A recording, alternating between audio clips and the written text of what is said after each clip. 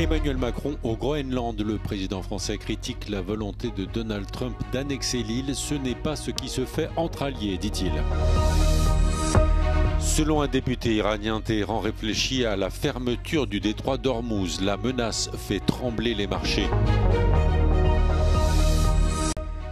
Une attaque russe a provoqué des dégâts importants dans la région de Poltava, tandis qu'une opération de sabotage ukrainienne a causé une panne de courant dans la ville russe de Kaliningrad. À peine arrivé au Groenland, Emmanuel Macron a exprimé son désaccord avec la volonté de Donald Trump d'annexer cette île de l'Arctique. Ce n'est pas ce qui se fait entre alliés, a lâché le président français.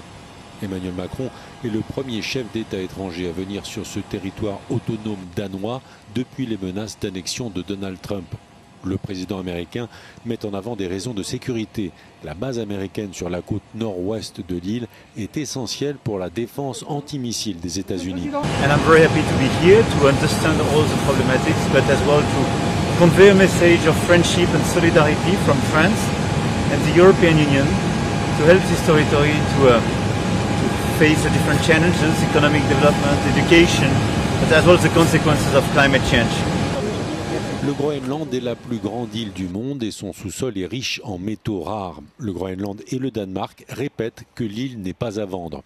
Après le Groenland, Emmanuel Macron se rend au Canada pour participer au G7 où Donald Trump sera également présent.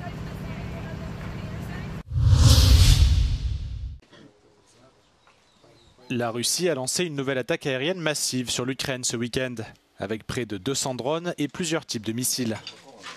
L'armée de l'air ukrainienne affirme avoir intercepté ou détourné quelques 150 drones et abattu 2 missiles Kinjal, 3 Iskander-K et 3 calibres. Au moins une personne a été tuée et une autre blessée dans une frappe sur la ville de Kherson dans le sud du pays. Mais l'attaque russe s'est principalement concentrée sur la région de Poltava. Aucune victime n'y a été signalée, mais des installations énergétiques et agricoles ont été endommagées par des débris.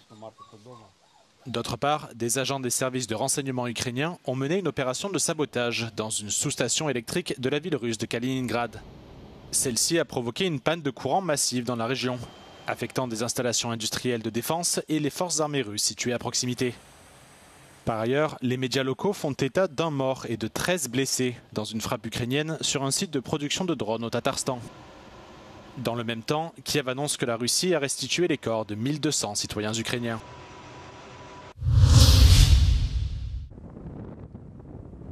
Téhéran réfléchit à l'éventuelle fermeture du détroit d'Ormuz.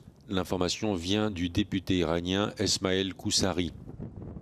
La seule idée de la fermeture du passage d'Ormuz fait trembler les marchés à chaque période de tension. Le blocage du passage maritime pourrait affecter 1/5 des flux pétroliers quotidiens, soit l'équivalent de 20 millions de barils par jour.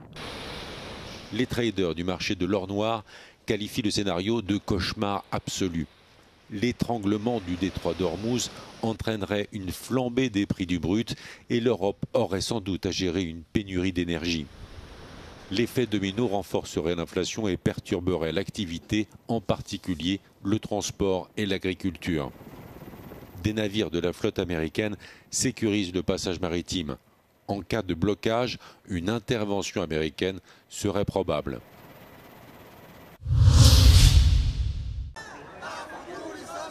Des milliers de personnes sont descendues dimanche dans les rues de plusieurs villes espagnoles pour protester contre le surtourisme.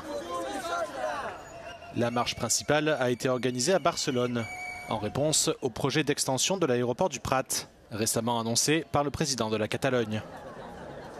Selon les organisateurs de la manifestation, cette mesure pourrait amener près de 10 millions de touristes supplémentaires par an à Barcelone, surchargeant encore un peu plus des services publics déjà proches du point de rupture et contribuant à une hausse record des prix de l'immobilier. Es una ciudad que ya no da más, ni los recursos hídricos ni el transporte público está masificado los 12 meses del año. Los alquileres siguen subiendo, sigue estando masificada la ciudad, nos sacan de los barrios, nos sacan de nuestro centro histórico. L'Espagne a accueilli 94 millions de touristes en 2024, soit environ le double de sa population nationale.